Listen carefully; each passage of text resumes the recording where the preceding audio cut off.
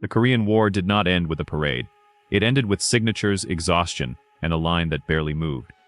But that line changed the Cold War forever. There was no surrender ceremony on the deck of a warship. No dictator signing documents while generals stood in witness. No moment that photographs could capture as the definitive end of hostility. Instead, there was a building in a village called Panmunjom. A place built for procedure, not celebration. The structure was simple and functional, erected specifically for the purpose of ending what 3 years of fighting could not decide. Inside, the lighting was harsh. The furniture was basic. Tables had been arranged so that the delegations would not have to face each other directly. The documents waited in neat stacks. Interpreters stood ready. Military police maintained positions at the doors. Photographers were permitted but kept at distance. The atmosphere was not triumphant.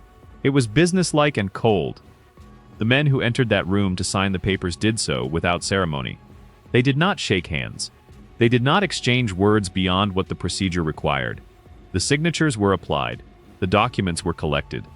And then the delegations departed through separate doors. Outside, along hundreds of miles of fortified positions, the guns that had been firing for 3 years fell silent, not because one side had won, but because both sides had decided that continuing was more costly than stopping. This is the story of how that happened, not a chronicle of every battle or every maneuver, but a story about the harder question: how does a war this large, this costly, this embedded in the logic of global rivalry, come to an end without a clear victory for anyone? Archival records and accounts from this period reveal something more complicated than the simple narratives that either side would later construct. They reveal exhausted negotiators sitting across tables for months, while men continued dying in the hills. They reveal leaders in multiple capitals calculating what they could accept and what they could not. They reveal prisoners whose fates became bargaining chips in arguments that dragged on while they waited.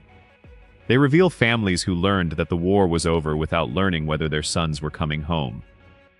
This closes the first arc.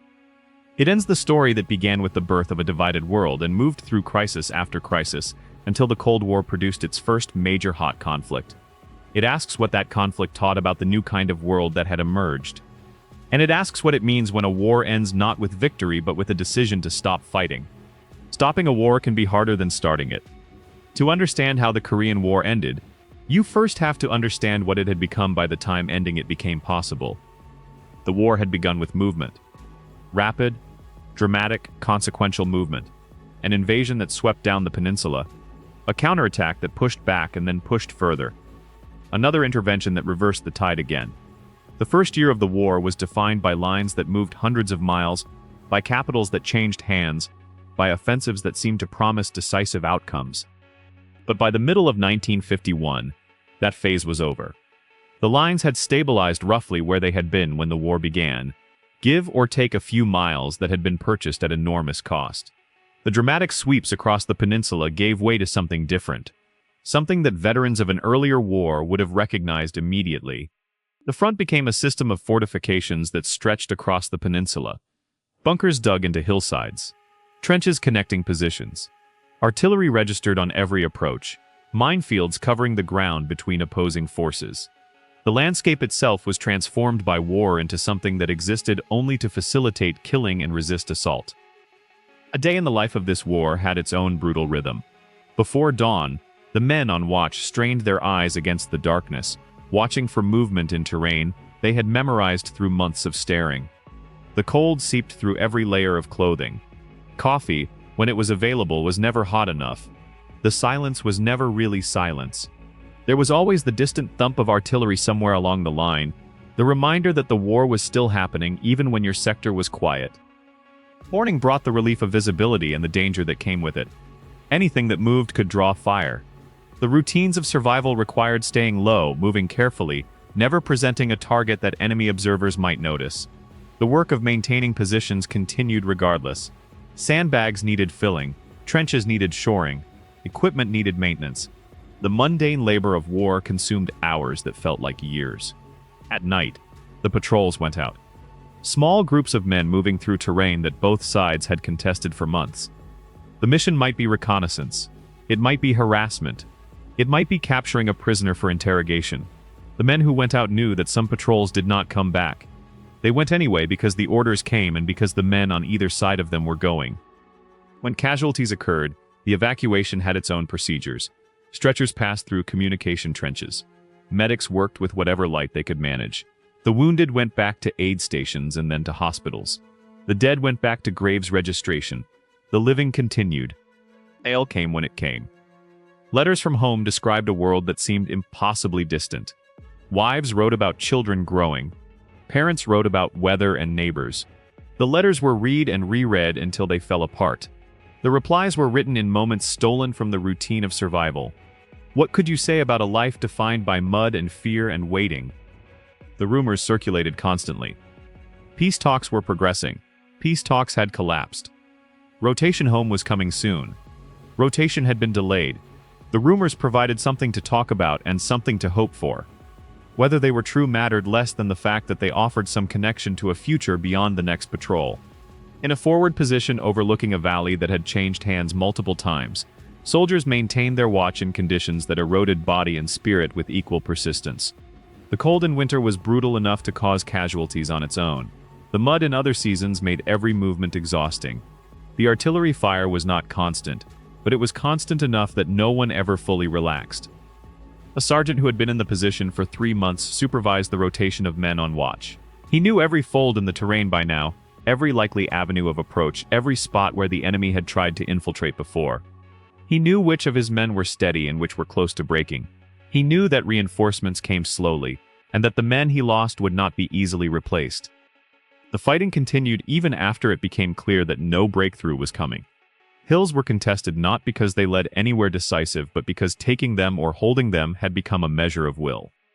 On a hill that would be remembered only by those who fought there, an assault went forward before dawn. The approach had been planned carefully. The artillery preparation was meant to suppress the defenders. The timing was calculated to put the attackers at the objective before full light. It did not go as planned. The artillery fell short in some sectors and long in others. The defenders had survived in their bunkers and emerged firing. The slope was steeper than the maps had suggested. Men fell and were passed by other men who kept climbing because stopping meant dying. The crest was reached. The position was taken. The survivors dug in and waited for the counterattack that would come with nightfall. When it came, it nearly succeeded. The line held by margins that could be measured in yards, and in the lives of men who refused to fall back. 2 days later, orders came to withdraw to a more defensible line. The hill that had been taken at such cost was abandoned. The tactical situation had changed. The calculus had shifted. The men who had died taking it were no less dead. But the ground they had won was no longer wanted. The names of these hills would become famous among those who fought there and would mean nothing to most of the world. But the blood spent on them was real. By 1951, the war was no longer about sweeping victories. It was about endurance. The Korean War was the first major conflict of the nuclear age to involve the great powers, and that fact shaped everything about how it was fought and how it ended. The weapons that had ended the Second World War existed now in growing numbers on both sides of the Cold War divide. The American monopoly that had provided a margin of security in the early post-war years was gone. The Soviet Union had tested its own device in 1949. By the time the Korean War was underway, both superpowers possessed the capability to inflict destruction on a scale that previous generations could not have imagined. This reality hung over every decision about the conflict. The possibility of escalation was never abstract. It was always present in the calculations of leaders who understood what using such weapons would mean and what the response might be. The temptation to use overwhelming force was real. The frustration of stalemate created pressure to find some way to break through. The casualties that accumulated month after month created political pressure to end the war quickly. And the fastest way to end any war was traditionally to apply maximum force until the enemy could not continue. But the logic that had governed previous wars did not apply in the same way. The use of the most powerful weapons available carried risks that extended far beyond the Korean peninsula. It risked bringing other powers into the conflict directly. It risked retaliation against targets that had nothing to do with Korea. It risked triggering the general war that the entire strategy of containment was designed to prevent. In a meeting room in Washington, senior officials gathered to review options for the conduct of the war. The maps showed the current positions. The briefings summarized the military situation. The proposals ranged from continuing current operations to more aggressive approaches that might break the stalemate. One official raised the question that everyone understood but rarely stated directly. Why not use the weapons that would guarantee victory? Why fight with one hand tied behind our backs when we have the means to end this quickly? The responses came from multiple directions, each adding a piece of the puzzle that explained why the obvious answer was not as obvious as it seemed. The Allies would not accept it. The British, the French, the other nations that had committed forces to the United Nations command were already nervous about the scope of the conflict. Their concerns went beyond moral objection. They feared what escalation would mean for their own security. In a separate meeting in a European capital, diplomats conveyed the depth of Allied anxiety. A senior European official spoke with the careful directness that crisis demanded. His country had bases that hosted American forces. Those bases were essential to the defense of Western Europe. They were also targets. If the war in Asia escalated, he said, the response might not be limited to Asia. We are within range. Our cities are within range. Our populations understand this even if your public does not. We support the effort in Korea, but our support has limits that we cannot exceed. The message was clear and would be repeated through multiple channels.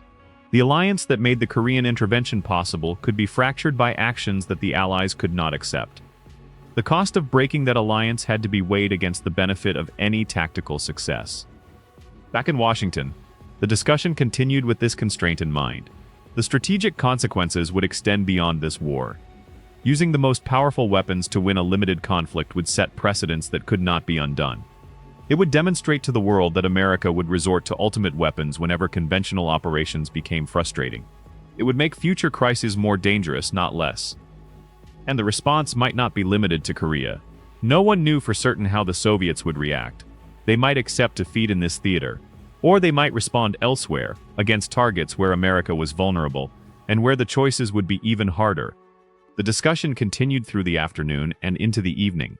The conclusion was clear before it was formally stated. The war would remain limited. The most powerful weapons would remain unused. The frustration of fighting within constraints would continue. The most powerful weapon became the one leaders tried hardest not to use. The war in Korea was fought on battlefields, but the decision to end it was made in capitals. And in those capitals, pressures accumulated that had nothing to do with military tactics and everything to do with politics, economics, and the sustainability of commitment. In the United States, the war had become a source of growing frustration. The initial response to the invasion had enjoyed broad support. The principle of resisting aggression resonated with a public that remembered what appeasement had led to in the 1930s. But as the war dragged on without clear progress toward victory, that support eroded. The costs were visible and mounting. Casualty lists appeared in newspapers. Families received telegrams that began with words no one wanted to read. Communities held funerals for young men who would never come home. The draft called more young men away from their lives and sent them to a peninsula that most Americans could not have located before June 1950. The economic costs added to the burden, requiring taxes and borrowing that competed with other priorities. In a modest house in a Midwestern town, a mother sat at her kitchen table with a telegram in her hands. The words were formal and final. Her son was dead. He had been killed in action on a date that was already weeks in the past. By the time she learned, his body was already on its way home in a box she would never be allowed to open. She had last heard from him in a letter that described nothing about the fighting and everything about missing home. He had asked about the dog and whether his sister had graduated yet. He had promised to be home soon. The promise was one he could not keep.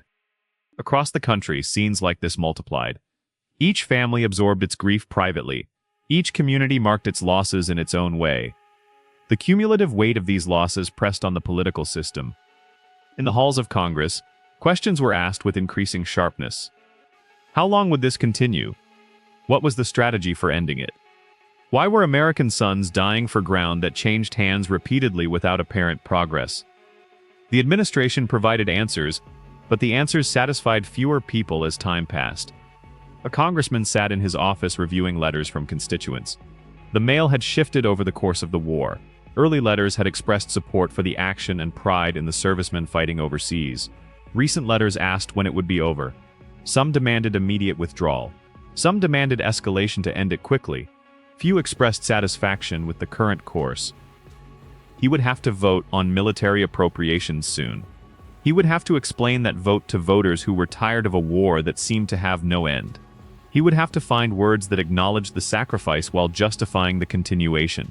The words were getting harder to find. On the radio and the growing presence of television, the war appeared in fragments. Maps showed lines that barely moved week after week. Commentators explained strategies that seemed to produce no results. The public watched and wondered what they were winning, and when the winning would be over. The political dynamics created pressure from all directions. To continue the war risked losing public support. To escalate risked losing allies and triggering wider conflict. To withdraw risked losing credibility and abandoning those who had relied on American commitment. Every option had costs that someone would have to pay. Wars end when politics can afford an ending. The path to ending the Korean War ran through negotiations that began in 1951 and would take 2 years to complete. 2 years of talking while fighting continued. 2 years of proposals and counter-proposals while casualties mounted. 2 years that tested the patience of everyone involved and the lives of those who waited for resolution. The negotiations began with hope that a resolution could be reached quickly. The military situation had stabilized. Both sides had demonstrated their resolve. The time seemed right to find terms that would allow the fighting to stop. But negotiations require agreement, and agreement proved elusive. The issues that seemed straightforward at first became obstacles that could not be easily removed. The most difficult of these was the question of what would happen to the thousands of prisoners held by each side. The principle seemed simple.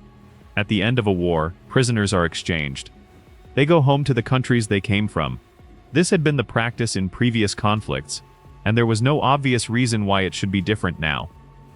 But this war was different. Among the prisoners held by the United Nations forces were many who did not want to return. Some were soldiers who had surrendered rather than die for a cause they did not believe in. Some were civilians who had been caught up in the fighting and had no desire to live under the system they had fled. Some had reasons that defied easy categorization. The question of whether repatriation would be voluntary or forced became the central sticking point. The communist side insisted on complete repatriation. All prisoners must return. The principle of state sovereignty required it. Anything less would be an admission that people preferred not to live under communist rule. The American side refused forced repatriation. The principle of individual choice required it. Sending men back to face punishment or death for surrendering would be morally unacceptable. It would also be a propaganda defeat of significant proportions. In the camps where prisoners waited for their fate to be decided, the tension was palpable and often violent. The men had been removed from combat, but they had not been removed from the war. Their futures depended on decisions being made in distant rooms by people who had never met them. The camps held men from different backgrounds and with different loyalties. Some remained committed to the cause they had fought for. Some had abandoned that cause entirely. Some occupied uncertain ground between. These differences created conflict that the camp administration struggled to contain. In one compound, prisoners who wished to return faced intimidation from those who did not. In another compound, the opposite dynamic prevailed. Violence erupted with regularity. Men were beaten. Some were killed. The guards could maintain order at the perimeter but could not always prevent what happened within. An officer responsible for camp administration reviewed the lists that had been compiled through screening processes. Thousands of prisoners had indicated they did not wish to return. But the screening itself was complicated. How do you determine genuine preference when men are under pressure from multiple directions? The interviews were conducted through interpreters, with all the possibilities for miscommunication that entailed. The prisoners understood that their answers would determine their futures, but they did not always understand how. Some had been told by fellow prisoners what to say. Some had been threatened about what would happen if they gave the wrong answer. Some changed their answers multiple times as circumstances shifted. The officer looked at the lists and saw not categories but individual lives reduced to binary choices. Each name represented a person with a history and hopes and fears. The negotiations in distant rooms treated them as numbers to be balanced against other numbers. But here in the camp, they were men who woke each day not knowing whether they would live as they chose or be sent to fates they dreaded. Months passed. The negotiations stalled, resumed, stalled again. In the building where the talks took place, the negotiators faced each other across a table that seemed to grow wider with each session. The room was spare and cold. Ashtrays filled with cigarette butts marked the passage of hours. Stacks of paper recorded positions that changed with glacial slowness. The interpreters translated phrases that had been spoken dozens of times before. The same arguments were made in slightly different words. The same objections were raised to the same proposals. The delegations took breaks that stretched into hours.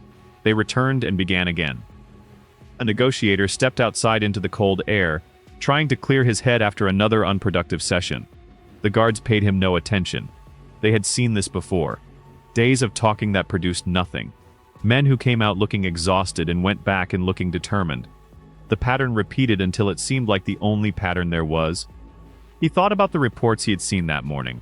More casualties on the line. More men dying for positions that would be abandoned the moment an agreement was reached. Every day that the talks produced nothing was another day that the dying continued. He finished his cigarette and went back inside. The translation resumed. The arguments continued. The impasse remained. On paper it was procedure. In reality it was human lives. The stalemate that had defined the war might have continued indefinitely. Negotiations could have dragged on for years more, with neither side willing to make the concessions necessary for agreement. The fighting could have continued at its grinding pace, consuming lives without producing decision. But stalemates end when the conditions that sustain them change. And in 1953, the conditions changed. The most significant change occurred in Moscow. In March of that year, Stalin died. His death removed from the scene the man who had been the central figure of Soviet policy for 3 decades. The leaders who succeeded him had different priorities. They inherited a country that had been strained by years of Cold War confrontation. They saw opportunities in reducing tension that might not have been visible to their predecessor. In government buildings in Moscow, officials gathered to reassess Soviet interests in the ongoing conflict. The war had served certain purposes. It had tied down American forces in Asia. It had demonstrated Soviet support for allies. It had imposed costs on the adversary. But those purposes had to be weighed against other considerations. The costs to the Soviet bloc were substantial. Resources that could have been directed toward reconstruction and development were being consumed. International isolation was deepening. The risks of escalation remained present and potentially catastrophic. The new leadership had to govern a country that faced challenges on multiple fronts. An endless war in Korea was a drain they could ill afford. Within weeks of Stalin's death, signals emerged that the Soviet approach to Korea might be shifting.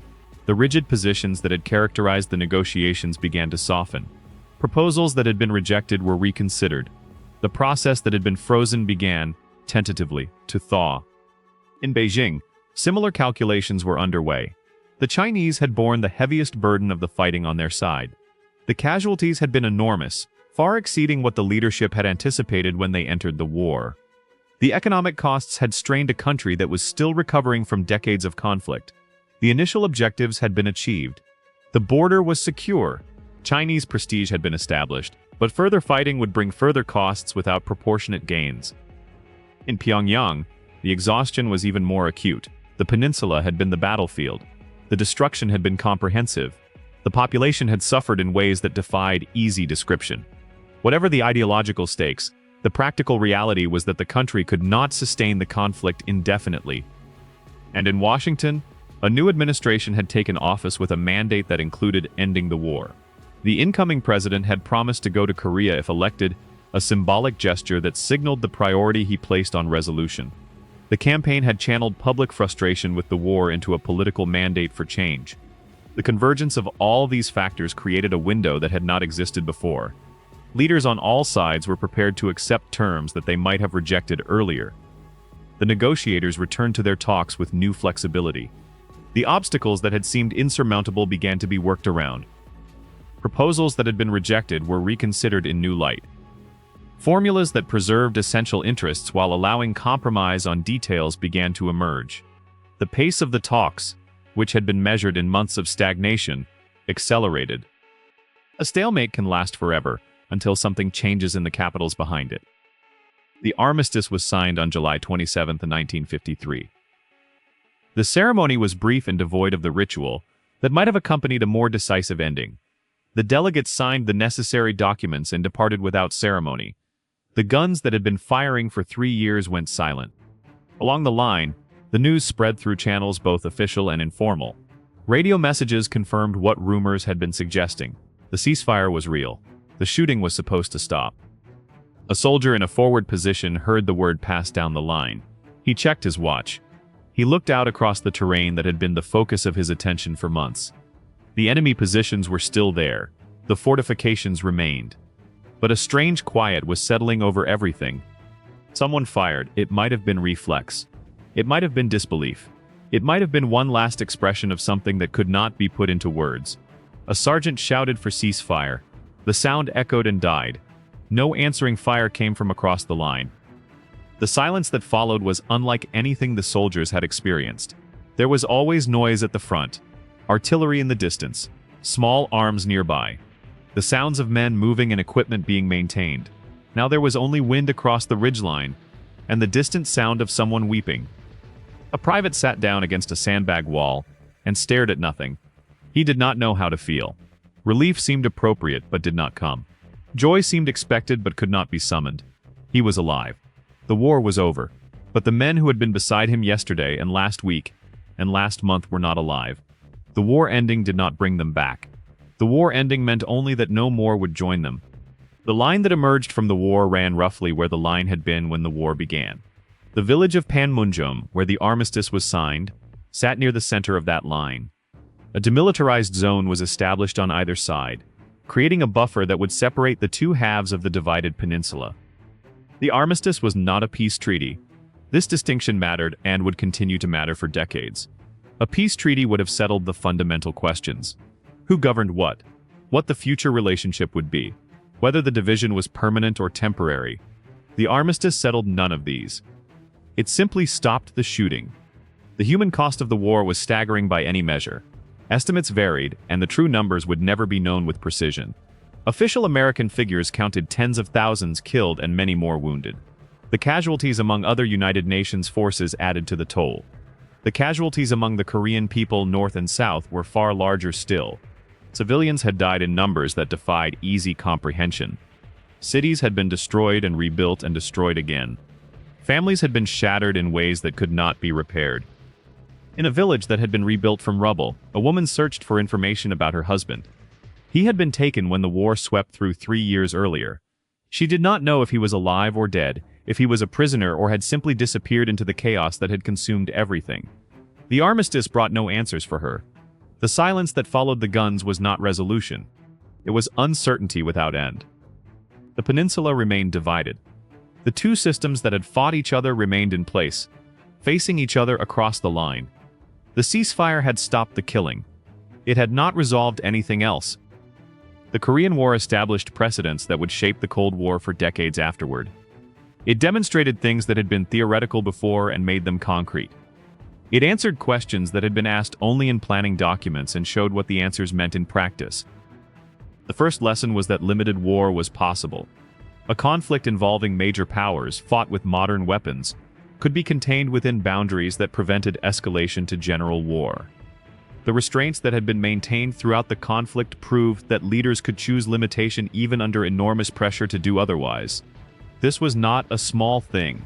Before Korea, many had doubted whether such restraint was possible in the heat of actual conflict. The second lesson was that containment had costs. Holding lines, maintaining alliances, resisting aggression without seeking total victory required sustained commitment of resources and lives. The strategy that had been articulated in documents had been tested in blood. It worked, in the sense that it achieved its limited objectives. But working did not mean cheap, or easy, or painless. The third lesson was that the nuclear shadow changed everything. The weapons that both sides possessed but neither used had shaped every decision about the conflict. Their existence constrained options that would have been available in earlier eras. They made escalation more dangerous and therefore more carefully avoided. The war that was fought was shaped as much by the war that was not fought as by any tactical consideration on the ground. The fourth lesson was that wars could end without victory. The armistice was not what anyone would have designed as an ideal outcome. Neither side achieved its maximum objectives. Neither side was decisively defeated. The result was a frozen conflict, a line that nobody crossed, a pause that became permanent by default. This was unsatisfying to many who believed that wars should end with clear winners and losers, but it was also stable. And in a world where instability could trigger catastrophe, stability had value that could not be easily dismissed. The fifth lesson was that alliances required management. The coalition that had fought in Korea had been held together through skillful diplomacy and the recognition of competing interests. The Allies had concerns that did not always align with American priorities. Maintaining their support required accommodating those concerns even when it complicated military operations. This was the price of fighting as a coalition rather than alone. The sixth lesson was that public support could not be taken for granted. The war that had begun with broad approval ended with widespread frustration and fatigue. Democracies could not fight indefinitely without visible progress toward achievable goals. The disconnect between military reality and public expectation created political pressures that leaders could not ignore. Future conflicts would have to reckon with this constraint. In the years after the Armistice, the line held. The two Koreas developed along their separate paths. The war that had threatened to expand into something larger remained contained in memory and consequence.